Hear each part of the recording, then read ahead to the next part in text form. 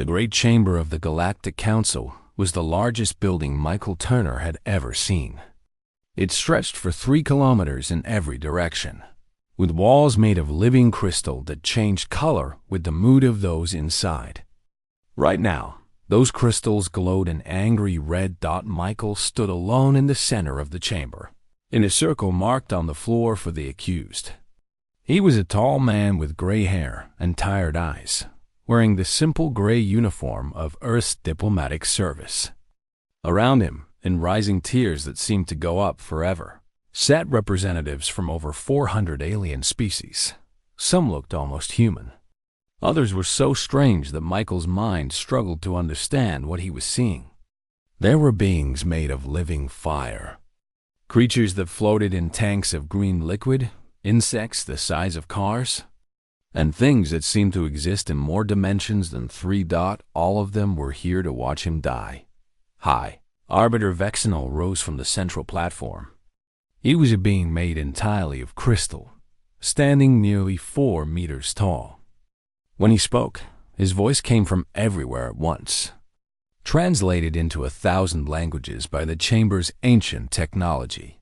Michael Turner of Earth, you have been found guilty of crimes against the Galactic Accords. You did interfere in the internal affairs of a sovereign member species. You did provide weapons and support to rebel forces. You did cause the destruction of 17 warships belonging to the hegemony of Krath. Michael said nothing. He had known this moment was coming for 6 months, ever since he made his choice. The penalty for these crimes is death, Vexenol continued. The sentence will be carried out immediately. A murmur ran through the chamber. Some species thought this was too fast, too harsh, but no one spoke against it. The hegemony of Krath had powerful friends on the council, and they had demanded blood. Michael finally spoke, his voice calm and clear. May I address the council before you kill me? Vexenol's crystal body flickered with annoyance. You may speak briefly. I want to make sure everyone understands what I am being executed for. Michael looked around the chamber, meeting as many eyes as he could. I am being executed for saving 3 billion lives. The Krathian ambassador rose from his seat. He was massive, nearly 3 meters of black armor and clicking mandibles, like a nightmare given form. You interfered with lawful governance. Those rebels were criminals who refused to accept our authority. Those rebels were families, Michael replied. Mothers and fathers and children who refused to be enslaved. Your hegemony was killing them by the millions. I saw the camps. I saw the mass graves. I saw children marched into facilities from which none returned. Internal matters, the Krathian clicked. Not your concern. It became my concern when I saw the bodies. Michael's voice hardened. 3 billion people lived on the world your hegemony conquered. When I arrived, half of them were already dead. The rest were scheduled for extermination. That is what I stopped. That is what you are killing me for. High Arbiter Vexenol raised one crystalline hand for silence. The Council's laws are clear. Member species have the right to govern their territories as they see fit. Interference by outsiders is forbidden. You knew this when you acted. I did. Then you accept your fate. Michael smiled slightly. It was not the smile of a defeated man. I accept that I broke your laws. I did not accept that I was wrong to do so. And before you proceed with the execution, there is something you should know. Speak. My government has been watching this trial. The moment you issued the death warrant, a signal was sent to Earth. Michael's smile grew wider. You might want to check your sensor arrays. For a long moment, nothing happened. Then the Council's emergency alert system activated, filling the chamber with flashing lights and urgent sounds. Holographic displays appeared throughout the space, showing tactical data that made many representatives cry out in shock and fear. 1,400 human warships had just appeared at the edge of the Nexus system, where the Council made its home. They formed a perfect sphere around the system's outer reaches, their weapons charged and ready to fire. Michael watched the chaos with quiet satisfaction. That is the Third Fleet of the United Earth Navy, Admiral Christopher Hayes commanding. They have orders to ensure my safe return to human space. The Krathian ambassador surged to his feet, his mandibles clicking in fury. This is an act of war. No, Michael replied calmly. It is a rescue mission. There's a difference. High Arbiter Vexenol's crystal form blazed with angry light. You cannot threaten this council. We have fleets that could destroy your entire species. You could try, Michael agreed. But you would lose many ships in the process. Many lives. And for what? To execute one man who stopped a genocide? He shook his head. I do not think you want that war. I do not think anyone here wants that war.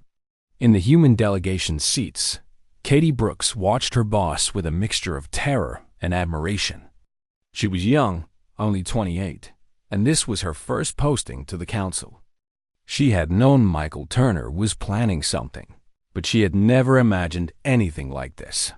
Ambassador Gregory Cole, the official head of the human delegation, looked like he was about to faint. This is insane, he whispered. Turner has started a war. No, Katie replied softly.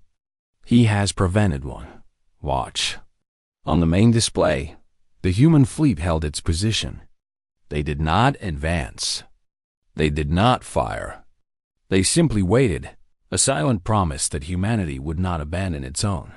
High Arbiter Vexenol turned to his military advisor, a serpentine being called Admiral Zixran. Can we destroy them? Yes, Zixran replied. But our losses would be severe. The humans have positioned themselves well. Any attack would cost us at least half our available forces. For one man? They appear to consider him worth the price. Zixran's tongue flickered thoughtfully. I have studied human military history. They do not make threats they cannot fulfill. That fleet will fire if we execute Turner. Vexenol's crystal body dimmed slightly, a sign of deep concern. He turned back to face Michael, and for the first time, there was uncertainty in his ancient eyes. What do you want? The High Arbiter asked. Michael Turner stood a little straighter, feeling the weight of history on his shoulders. I want justice, he said simply.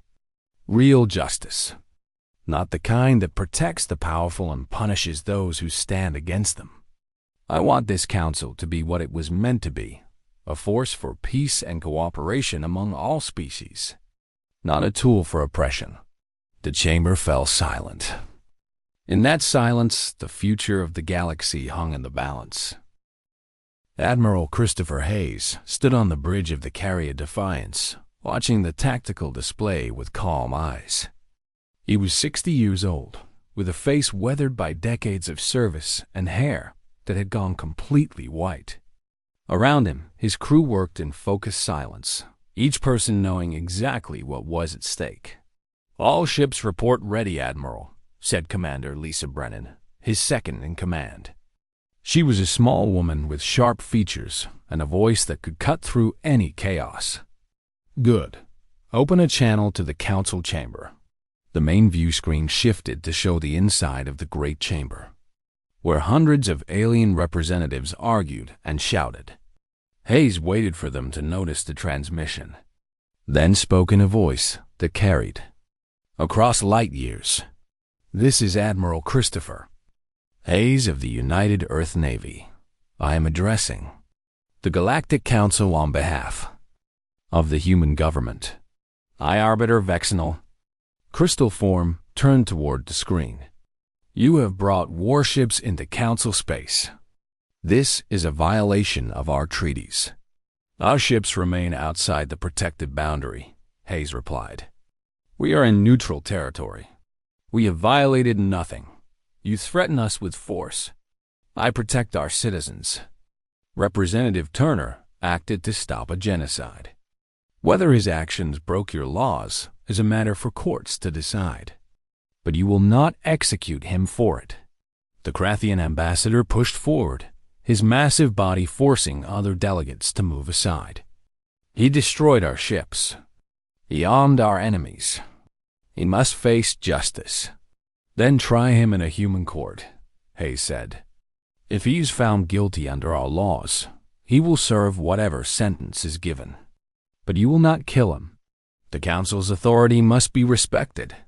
Authority is earned through justice, not through fear. Hayes leaned forward slightly.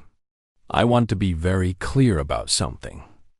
Humanity has been a member of this council for 30 years. In that time, we have followed your rules. We have accepted our place as a young species among ancient civilizations. We have been patient and humble. He paused, letting his words sink in. But we will not be patient while you murder one of our people for showing basic decency. We will not be humble while you reward genocide and punish compassion. If that is what council membership requires, then we want no part of it. In the council chamber, Michael Turner watched the exchange with hidden relief. He had known Christopher Hayes for 20 years, since they served together on humanity's first deep space exploration mission. They had faced death together many times, in dark corners of the galaxy where no help could reach them. He had trusted Hayes with his life then, and he trusted him now. Katie Brooks made her way through the crowd to stand near Michael. Security guards watched her nervously, but no one tried to stop her.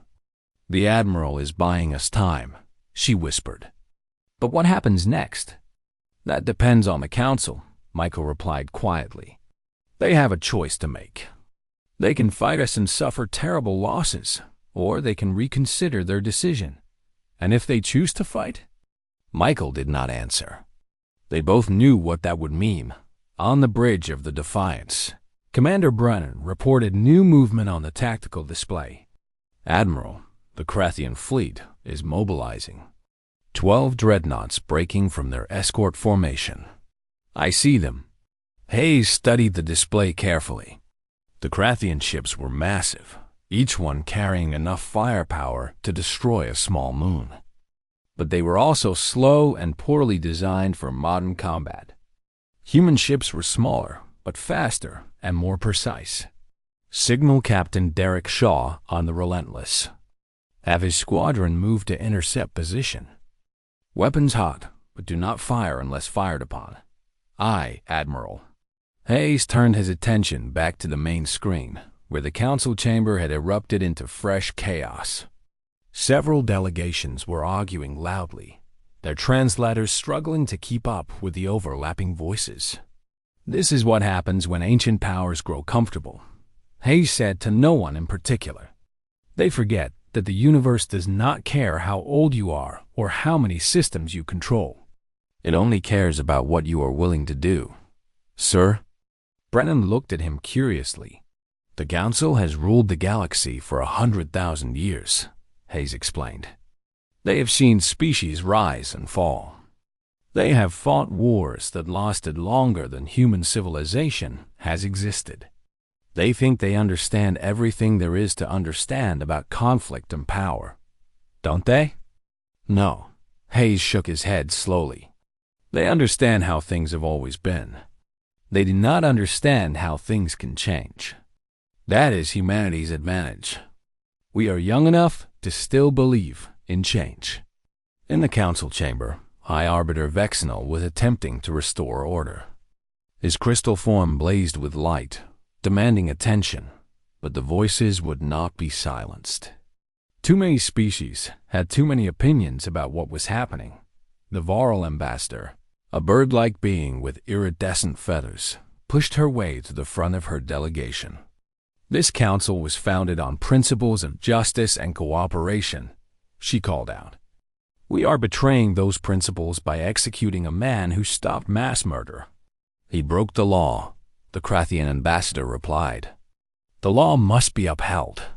A law that protects genocide is not justice. It is tyranny. The argument spread like fire through dry grass. Species that had remained silent for centuries began to speak up. Old grievances surfaced alongside new ones. The perfect unity that the council always presented to outsiders began to crack. Michael watched it all with growing hope. This was what he had planned for, what he had sacrificed everything to achieve. Not just his own survival, but a chance to change the council itself. "They are afraid," Katie observed. "Not just of our ships, but of what this moment represents." "They should be," Michael replied. "For 100,000 years, they have told themselves that the old ways are the only ways. That young species must learn their place and stay in it. That power justifies anything, including murder on a planetary scale." He looked around at the chaos, at the shouting and the fear and the uncertainty. Today they are learning that the universe does not agree. Today they are learning that there is always another choice. On the Defiance, Admiral Hayes received a priority message from Earth. President Maria Santos appeared on his private screen, her face tight with tension. "Admiral, what is the situation?" "Stable for now, Madam President. The Council is debating. The Krathians are posturing but have not attacked. And if they do attack..." Hayes met her eyes steadily. "Then we fight. And we win or we lose. But we do not abandon our people." The President was silent for a long moment. Then she nodded slowly. "The government supports you fully, Admiral. Whatever happens, history will remember that we did not stand by while innocent people were murdered." "Thank you, Madam President." The channel closed. Hayes turned back to the tactical display, where human and alien ships faced each other across the empty darkness of space. "All ships," he said quietly, "hold position and maintain readiness. We wait." The emergency session of the Galactic Council had been going for 6 hours. Michael Turner still stood in the accused circle, though someone had brought him water in the chair. He refused the chair but accepted the water. He wanted the council to see that he could stand as long as they could argue. High Arbiter Vexenol had called for a recess 3 times, but each time the shouting continued without him. The careful order of council proceedings had collapsed completely. Species that had not spoken to each other in centuries were now engaged in heated debate. The Krathian ambassador had retreated to his delegation's area, surrounded by guards who clicked and hissed at anyone who came too close. His earlier confidence had faded as more and more species spoke against him. Katie Brooks sat with the human delegation, watching everything with wide eyes. Ambassador Cole had stopped trying to control the situation and was simply taking notes, his hands shaking slightly as he wrote. "This is unprecedented," Cole muttered. "In all my years of studying council history, I have never seen anything like this." "That's the point," Katie replied. Michael wanted to break something that needed to be broken. He may have broken too much. If the council falls apart, the entire galactic order collapses. There will be wars everywhere. Katie thought about that for a moment, then shook her head. Or maybe something better will take its place. Something that actually protects the innocent instead of the powerful. In the center of the chamber, the Varl ambassador had taken the floor. Her name was Kira Veen, and she spoke with a passion that surprised many who had known her as a quiet, careful diplomat. "I have served on this council for 80 years, she said. "In that time, I have watched us ignore countless atrocities because the perpetrators had enough votes to protect themselves. I have seen entire species exterminated while we debated procedure. I have felt ashamed to wear these robes of office." She pointed directly at Michael Turner. This human did what none of us had the courage to do. He saw innocent people dying, and he stopped it. He knew it would cost him everything, and he did it anyway. And now we are going to execute him for it? "The law is clear," someone called out. "Then the law is wrong." Kiravin's voice echoed through the chamber. "Laws exist to serve justice, not to replace it. When a law protects murderers and condemns heroes, that law must change." The Methane League's representative rose next. It was a being of swirling gases contained in a special suit, and its voice came out as a series of translated whistles. The League remembers what it was like to be victims of the hegemony. Before we united, the craft treated our colony worlds as farms for their expansion. Millions of our people died. Ancient history, the Krathian ambassador snarled. History that is repeating itself in the Reth system, the League representative replied. We vote to support the human position. Justice requires nothing less. More species added their voices. Some supported Michael, others defended the traditional order, and many seemed uncertain which side to choose. The debate went on and on, voices rising and falling like waves against the shore. Michael listened to all of it, but his mind was elsewhere. He was remembering the moment when everything changed for him. 6 months ago, on a world called Reth Prime, he had been traveling through Krathian space on routine, diplomatic business when his ship received a distress signal.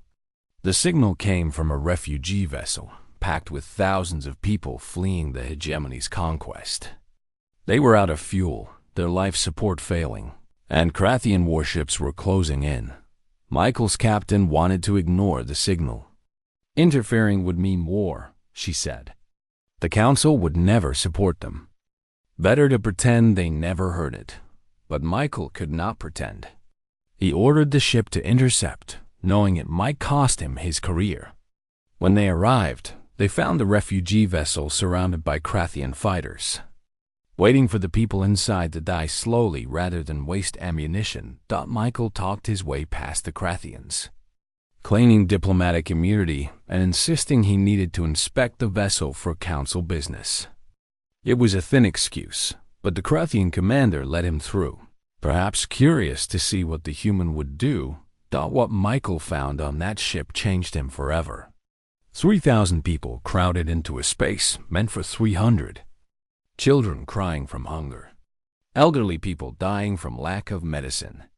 And everyone telling the same story of homes burned, families separated, loved ones taken to camps from which no one returned. He had gotten those refugees to safety, and then he had gone back for more. Again and again, using his diplomatic credentials to move freely through Krathian space. He smuggled people out of the death camps and provided weapons to those who chose to fight. The council called it interference. Michael called it basic human decency. Now, standing in the accused circle while the galaxy's oldest powers argued about his fate, Michael felt strangely at peace. Whatever happened next, he had done what was right. He could live with the consequences, or die with them. High Arbiter Vexenal finally managed to restore some order to the chamber. His crystal form pulsed with exhaustion, its light dimmer than before. We will take a vote, he announced. The question is simple. Should the death warrant against Michael Turner be upheld or rescinded? All delegates will register their positions. The voting took only a few minutes. Holographic symbols appeared above each delegation's area, showing their choice. Green for rescind, red for uphold, gray for abstain. Michael watched the colors appear, counting them in his head. Green, red, green, gray, green, green, red. More green than red. But would it be enough? When the final count was displayed, the chamber fell silent. 319 votes to rescind, 93 votes to uphold, 47 abstentions. Michael Turner was going to live, but he knew this was only the beginning. The vote had revealed deep divisions within the council, cracks in an institution that had seemed invincible. Those cracks would not heal easily. They might not heal at all down on the Defiance. Admiral Hayes received the news with a quiet nod. Stand down from combat readiness, he ordered. But maintain formation until Turner is safely aboard. Commander Brennan let out a breath she had been holding for hours. We did it, Admiral. We actually did it. The fleet did nothing except show up, Hayes replied. Turner did this. He forced them to choose between killing him and facing the truth about themselves. Most people would have just accepted the verdict and died. Most people are not Michael Turner. Hayes smiled slightly. No, they are not. In the council chamber, Katie Brooks pushed through the crowd to reach Michael. She threw her arms around him, not caring who saw or what they thought. "You are insane," she said, laughing and crying at the same time. "Completely, absolutely insane." "Probably," Michael agreed, "but at least I am alive to enjoy it." He looked up at the great chamber, at the hundreds of alien faces watching him with fear and respect and uncertainty. The galaxy would never be the same after today. He had made sure of that. Now came the hard part: building something better from the pieces. The vote to rescind Michael Turner's death warrant was only the first battle of a long night. What followed was 12 more hours of argument, negotiation, and political maneuvering that would reshape the galaxy. Michael refused to leave the chamber. He stood in the center, no longer as the accused but as a witness to history. His legs ached and his eyes burned from exhaustion, but he would not miss a moment of what was happening. The Krathian ambassador had demanded compensation for his destroyed ships. The Varl delegation had countered with a demand for investigation into the genocide. The Methane League wanted reforms to the Council's intervention policies. Dozens of other species had their own demands, their own grievances, their own visions for what the future should look like. High Arbiter Vexnal tried to maintain order, but he was clearly overwhelmed. The crystal being who had seemed so powerful that morning now looked fragile and uncertain. Katie Brooks brought Michael food and water at regular intervals, forcing him to eat even when he said he was not hungry. "You need your strength," she insisted. "This is not over yet." "I know," Michael replied. "The Krath will not accept this. They have too much power, too much pride. They will push back. What will they do? I do not know. But whatever it is, we need to be ready." The answer came near dawn when the Krathian ambassador requested the floor. His massive form moved to the center of the chamber, deliberately standing close to Michael in a show of intimidation. "The hegemony of Krath does not accept this verdict," he announced. "Michael Turner committed acts of war against our people. He armed rebels who killed thousands of our soldiers. He destroyed 17 of our warships. These crimes cannot go unpunished. The Council has voted." High Arbiter Vexnal said wearily. "The Council's vote means nothing to us." The ambassador's mandibles clicked with contempt. "If you will not deliver justice, we will take it ourselves. From this moment, the hegemony of Krath declares war on the human species." The chamber erupted in shock and fear. War between council members was supposed to be impossible. The whole point of the council was to prevent exactly this kind of conflict. Michael stepped forward, facing the massive alien without flinching. "You are making a mistake. You are the mistake, human. Your entire species is a mistake that we will correct. You think you can defeat us? You saw our fleet. You know what we are capable of." The Krathian made a sound that might have been laughter. "Your fleet is impressive for such a young species. But the hegemony has been conquering worlds for 50,000 years. We have weapons you cannot imagine. We have allies who will join us in wiping your kind from existence." "Maybe," Michael admitted. "But you will pay a price for that victory. A terrible price. And when it is over, you will rule nothing but ashes and graves." Admiral Hayes received word of the declaration within minutes. He immediately ordered the Third Fleet to battle stations and sent an urgent message to Earth. "The Krath have declared war," he reported. "Recommend immediate mobilization of all reserve forces. The enemy will likely strike at our colony worlds first, trying to weaken us before attacking Earth itself." President Santhus appeared on his screen, her face pale but determined. "How long do we have?" "Unknown. The Krath are not subtle. They may attack within hours or within days. We need to assume the worst. What about the council? Will anyone help us? Hayes glanced at the display showing the council chamber, where arguments still raged. Some might. The Varl and the Methane League seem sympathetic, but most will stay neutral. They do not want to get caught in the middle of this. Then we fight alone. We have fought alone before, Madam President. We can do it again. In the council chamber, Michael watched the chaos with a strange calm. He had known this might happen.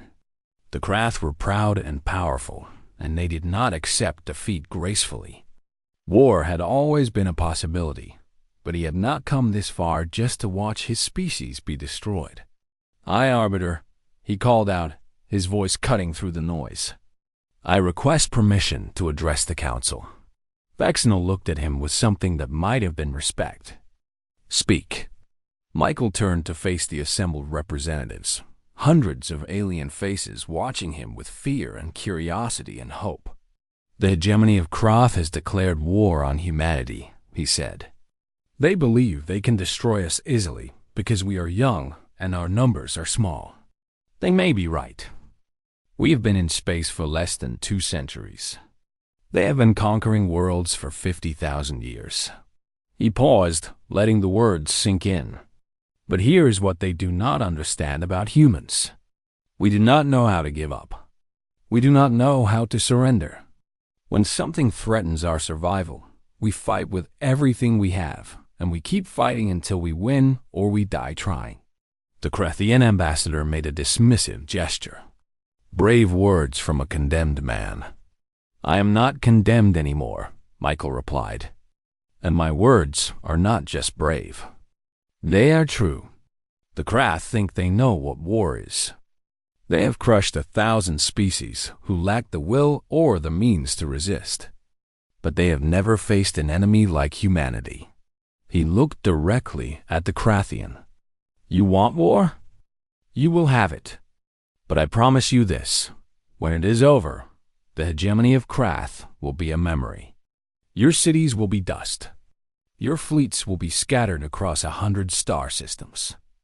And your children's children will remember this day as the moment your empire began to die." The chamber was completely silent. No one had ever spoken to the Krath this way. No one had ever dared.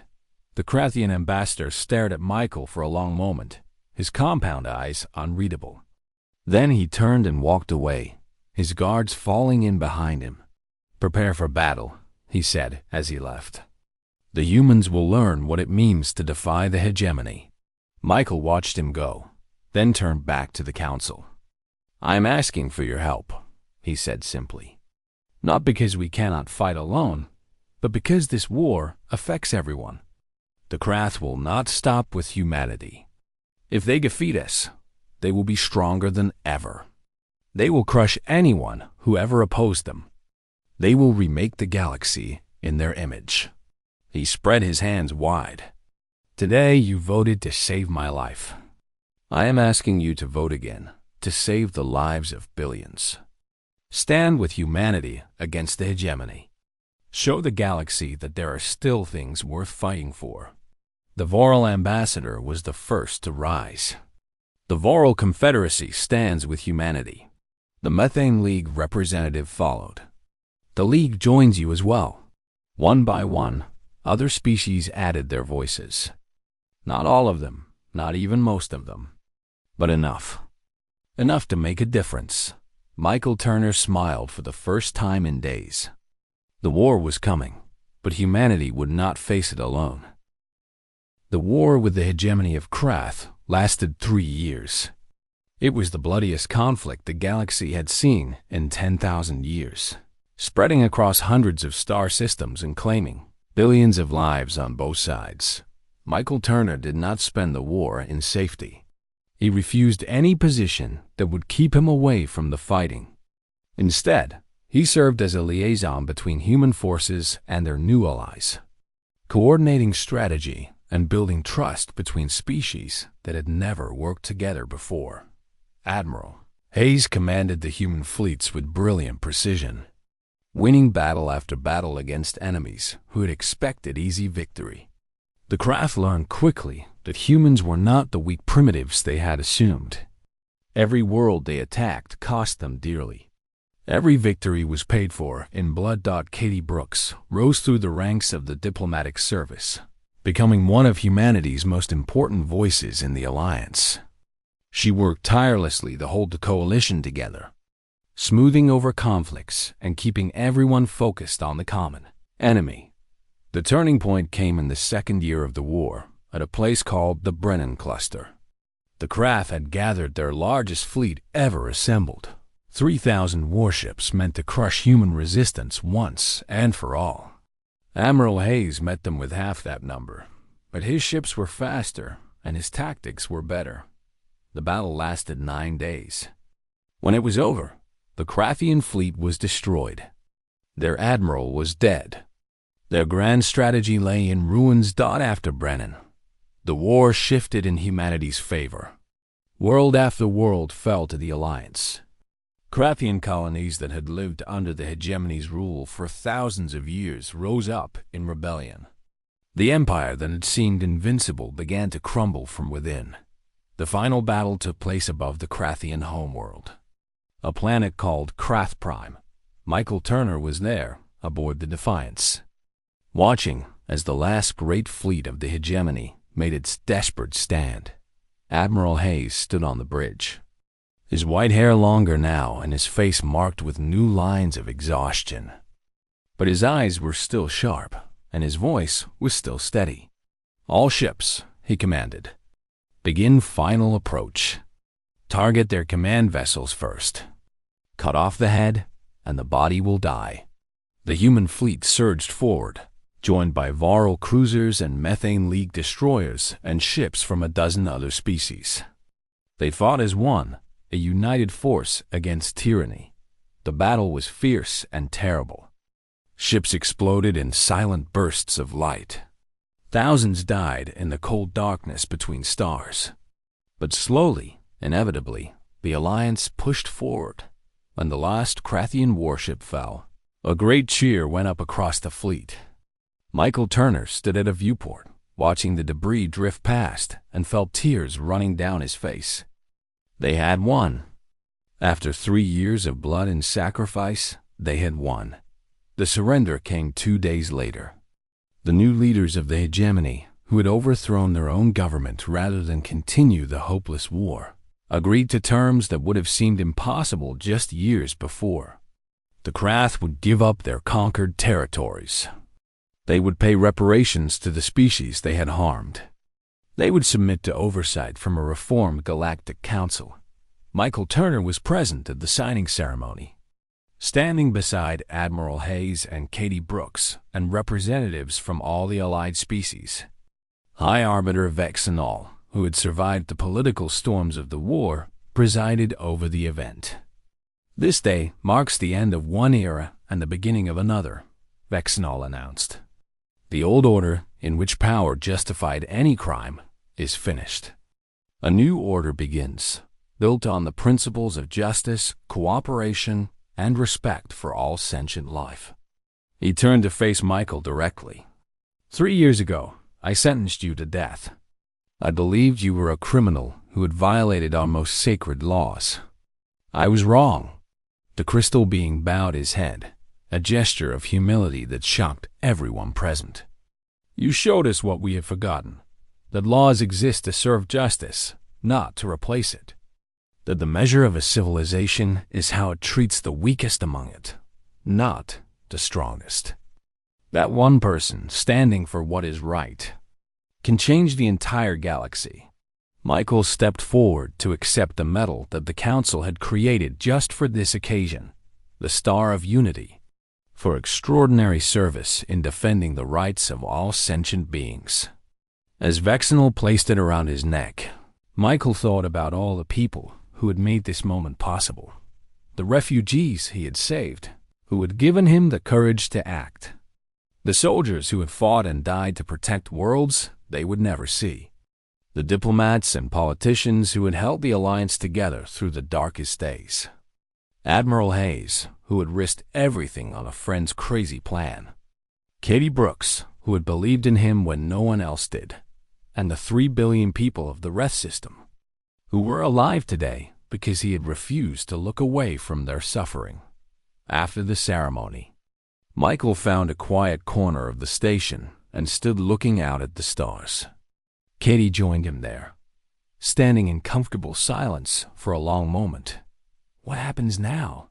she asked finally. Michael smiled. "We build something better. A galaxy where what happened to the Reth people can never happen again. Where young species are welcomed as partners, not subordinates. Where justice means something more than the wishes of the powerful." That sounds like a lot of work. It is. It is. It will take generations, maybe centuries. But it is possible now, in a way it was not before. He turned to face her. 3 years ago, I stood in that council chamber and watched 400 species panic because they realized humanity was not what they thought we were. They expected us to be weak and humble and easy to control. Kay laughed. They learned otherwise. They did. And now we have a chance to show them something else. That humanity is not just strong, but good. That we fight not because we enjoy it, but because some things are worth fighting for. That we dream of a better future, and we are willing to work and sacrifice to make that dream real. He looked back at the stars, at the vast darkness filled with countless worlds and countless peoples. This is our moment, Katie. The moment when humanity takes its place among the great civilizations of the galaxy. Not as conquerors or subjects, but as partners. As builders. As dreamers. She stood beside him, following his gaze into the infinite black. "And you?" she asked. "What will you do?" Michael Turner, the man who had faced down the mightiest empire in the galaxy and won. The man who had been sentenced to death and had walked away free, smiled a tired but genuine smile. "I will do what I have always done," he said. "I will look for people who need help. And I will help them." Far away, in the rebuilt cities of the Reth system, 3 billion people looked up at the stars and thanked the human who had saved them. They did not know his name or his face, but they knew what he had done. They told stories about him to their children, stories about a strange alien from a young species who had seen their suffering and refused to accept it. In time, those stories became legends. And in time, those legends became the foundation of a new civilization, one that stretched across the galaxy and lasted for 1,000,000 years. But that is a story for another day. This story ends where it began, with one man standing up for what is right and refusing to back down, because that is what humans do.